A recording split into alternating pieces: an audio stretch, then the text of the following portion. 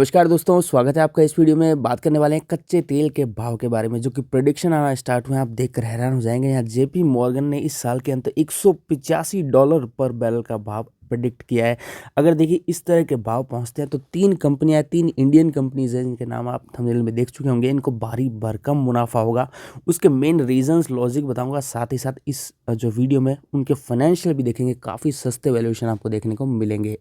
आगे बढ़ने से पहले छोटी सी रिक्वेस्ट करूँगा, चैनल पर नया है, सब्सक्राइब नहीं किया है तो अभी कर लीजिए, साथ ही बेल आइकन को जरूर प्रेस कर लीजिए। अब देखिए इंडियन जो एनालिस्ट हैं, जो कच्चे तेल को नज़र रखते हैं, उनके भाव के हिसाब से एनालिस्ट करते हैं, उनका भी ऐसा मानना है कि उन्होंने तो यही कह दिया है कि लगातार स्थितियाँ अगर इसी तरह खराब बनी रही तो कुछ ही दिनों में there is a projection that it would reach USD $180 a barrel in a few days. कुछ ही दिनों में या कुछ वीक मान लीजिए 180 पहुँचने की पूरी संभावना है। और वहीं बिल्कुल करंट प्राइस अगर WTI इंडेक्स में ऑयल का देखेंगे तो $115 पे ट्रेड करते हुए देखने को मिल रहा है, जो कि पिछले ट्रेडिंग सेशन से 6.5% का जंप और इसमें आया है। अब देखिए जल्दी से नाम देख लेते हैं। सबसे पहले ONGC, ऑयल इंडिया, रिलायंस और गेल, इनको काफ़ी ज़्यादा फायदा होगा कच्चे तेल में उछाल से। यहाँ देख सकते हैं कीमतों में $1 की बढ़त से उत्पादकों के EPS में जो है 3% का बदलाव आता है। ये बात हो रही है ONGC के लिए। और उसके साथ आगे देखेंगे क्रूड में बढ़त के चलते गैस की कीमतें भी बढ़ेंगी। गेल इंडिया जो है और ONGC जो है मेनली गैस में ही डील करते हैं। आप जानते हैं इंडियन कंपनी, सरकारी कंपनी है और काफ़ी अच्छे डिविडेंड भी देती है। $1 गैस के महंगा होने से ONGC को देखिए 4000 करोड़ का बहुत ही भारी भरकम मुनाफा यहाँ पर देखने को मिलता है। साथ ही मैं ऑयल इंडिया का बताऊं तो देखिए $1 महंगा होने से, कच्चा तेल महंगा होने से 500 करोड़ का फायदा ऑयल इंडिया कंपनी को होता है। अब देखिए एक एक करके है ना शेयर उठाना स्टार्ट करते हैं, उनके जल्दी से डेटा देखते हैं। आप ध्यान से देखिएगा, वीडियो पूरा आपको काफ़ी इंटरेस्टिंग लगेगा। ऑयल इंडिया के डेटा मैंने ओपन किया। यहाँ देखिए करीब 26,500 करोड़ की मार्केट कैप है। बुक वैल्यू काफ़ी ज़बरदस्त है इस कंपनी की, 228 रुपये की। और PB का रेशो 1.07 है। यानी प्राइस में अब बुक वैल्यू का भाग देंगे तो एक आ रहा है, यानी इसी के आसपास इसका प्राइस चल रहा है। जो कागज़ों में कंपनी की एसेट और सब कुछ मिला के कीमत है, उसी के आसपास इसका प्राइस चल रहा है। यानी जो आप वैल्यू अभी देखने को मिल रही है शेयर की, वो उसकी एक्चुअल बुक वैल्यू है और काफ़ी सस्ते वैल्यूएशन इस लिहाज से आपको दिखेंगे। इस स्टॉक का P 5.96 यानी करीब 6 का है, जबकि सेक्टर का P देखेंगे 17.5 है। इस लिहाज से भी स्टॉक अभी करीब 3 गुना सस्ता आपको P वाइज देखने को मिल रहा है। फेस वैल्यू यहाँ पे 10 की है, जो कि बढ़िया बात है, अनस्प्लिटेड है। अब देखिए ऑयल इंडिया का चार्ट जो है ट्रेंड देखेंगे। पिछले 5 क्वार्टर्स का मैंने ओपन किया है और कंपनी का मुनाफा बहुत ही ज़बरदस्त यहाँ पे ग्रोथ आपको देखने को मिल रहा है। Q3 के लेटेस्ट डेटा है दिसंबर 2021 तक के। उसके अलावा क्वार्टरली कंपनी का शुद्ध मुनाफा अगर पैट देखेंगे तो आपको यहाँ देखने को मिलेगा साल दर साल अच्छी खासी बढ़त हुई, वहीं क्वार्टरली बेसिस पे थोड़ा सा कंपनी का पैट जो है डिक्लाइन किया है। अब देखिए पिछले 5 डिविडेंड जो इन्होंने अनाउंस किए थे उसका यहाँ पे मैंने ओपन किया है। जो प्राइस आप यहाँ पे देख सकते हैं, लेटेस्ट 22 फरवरी 2022 इनकी एक्स डेट थी, वहाँ पे ₹5.75 दिए गए। और इसी तरह आप पिछले 5 बार जो डिक्लेयर किया गया आप देख सकते हैं। इनका साल भर का एक एक्सपेक्टेड अगर आप निकालेंगे तो ये देखिए सितंबर 2021 से लेकर फरवरी 2022, ये वित्त वर्ष 21-22 है, यानी अप्रैल 21 से लेकर मार्च 2022। तो यहाँ आप इसको टोटल करेंगे तो करीब 8 से 10 रुपये मिनिमम, 10 से 12 रुपये बल्कि मैक्सिमम ये हर साल डिविडेंड कंपनी पे करती है। अब देखिए बात करेंगे ONGC की, तो ONGC के डेटा भी बहुत ही इंप्रेसिव देखने को मिलेंगे। माफ कीजिए 2 लाख करोड़ के आसपास से थोड़ी ऊपर की यहाँ मार्केट कैप आपको दमदार देखने को मिलेगी। 160 रुपये की बुक वैल्यू, उसकी तुलना में PB का रेशो ही यहाँ पर 1 है, यानी बुक वैल्यू के पास ही स्टॉक ट्रेड कर रहा है। कोई प्रीमियम अभी तक इसमें नहीं है।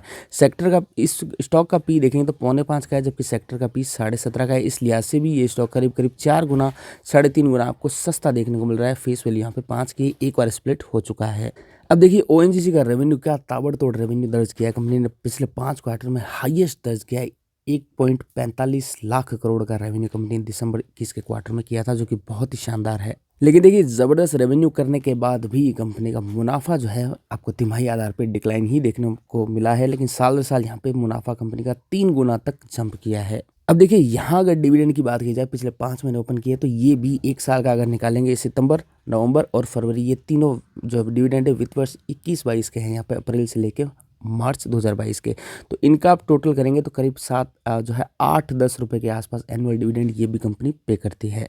तीसरा हम डेटा देख रहे हैं जो है गेल का। गेल मैंने ओपन किया, यहाँ देखेंगे बुक वैल्यू, माफ़ कीजिए, मार्केट कैप करीब 69,000 करोड़ की, काफ़ी अच्छी है। बुक वैल्यू कंपनी की 120 की है। PB का रेशो 1.30 का है, यानी बुक वैल्यू से स्टॉक थोड़ा सा ऊपर ट्रेड कर रहा है।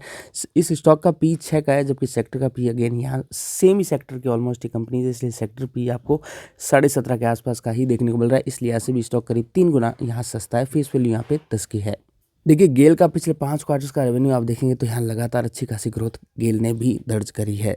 वहीं गेल का पैट यानी प्रॉफिट आफ्टर टैक्स देखेंगे तो बहुत ही शानदार देखने को मिलेगा, हाईएस्ट पिछले 5 क्वार्टर में दर्ज किया गया दिसंबर 2021 यानी Q3 के नंबर्स में, जो कि साल दर साल आधार पे आपको यहाँ देखने को मिलेगा, जो कि 2.5 गुना के आसपास की बढ़त है और करीब करीब जो है 60 से 70% का जंप आपको यहाँ देखने को मिल रहा है तिमाही आधार पे। अब देखिए गेल का अगर आप डिविडेंड का जो निकालेंगे यील्ड, तो वो आपको बाकी कंपैरिजन से थोड़ी सी कम देखने को मिलेगी। इस साल ईयर 21-22 में अब तक इन्होंने दिसंबर में ही एक बार 4 रुपये का डिविडेंड दिया, उसके अलावा कुछ भी नहीं दिया। मार्च का जो है ईयर 20-21 में चला जाएगा, क्योंकि वित्त वर्ष 20-21 में ये इसका काउंट होगा।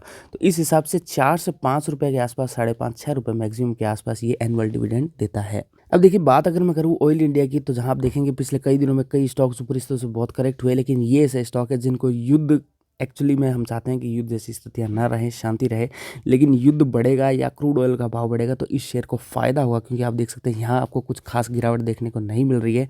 जब जो है ये युद्ध पहली बार स्टार्ट होता है उसके बाद भी स्टॉक कुछ खास गिरा नहीं। अगला स्टॉक के लिए हर्डल, जो कि आप यहाँ पे देख रहे हैं, स्टॉक का हर्डल है 265 से 70 की रेंज में, इसको निकाल लेता है तो फिर स्टॉक आपको 300 का मोमेंटम और आने वाले वीक्स में दिखा सकता है। वहीं बात करेंगे ओएनजीसी की, तो देखिए ओएनजीसी के पिछले दिनों में कुछ खास यहाँ पे गिरावट नहीं हुई है। 170 से गिर के स्टॉक 155 के आसपास ही गया, जो कि मामूली गिरावट हुई और वापस से यहाँ पे रिट्रेसमेंट आते हुए देखने को मिल रहा है। इसके लिए भी स्टॉक के लिए एक हर्डल है जो कि स्टॉक कई दिनों से ट्राई कर रहा है इसको ब्रेक करने के लिए, वो है 175 के। 170 और 75 इसको ब्रेक करेगा तो फिर 200 की तरफ आपको ओएनजीसी बढ़ते हुए देखने को मिलेगा।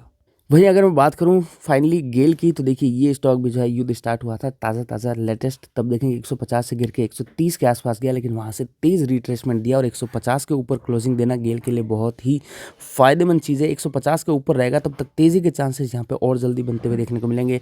160 से लेके 165 की रेंज को स्टॉक निकालता है तो फिर 175 तक के टारगेट यहाँ देखने को मिलने चाहिए। मुझे कमेंट कर बताइएगा 3 स्टॉक के बारे में आप क्या ओपिनियन रखते हैं, क्या आपने बाय कर रखा है, बाय करने का विचार करते हैं। व्यू अगर आपका मिनिमम 1 साल है तो थोड़ा थोड़ा ऐड करिए, आराम से, कोई दिक्कत नहीं आएगी। वीडियो अच्छा लगा इसको लाइक कर देना, चैनल को सब्सक्राइब कर देना। धन्यवाद।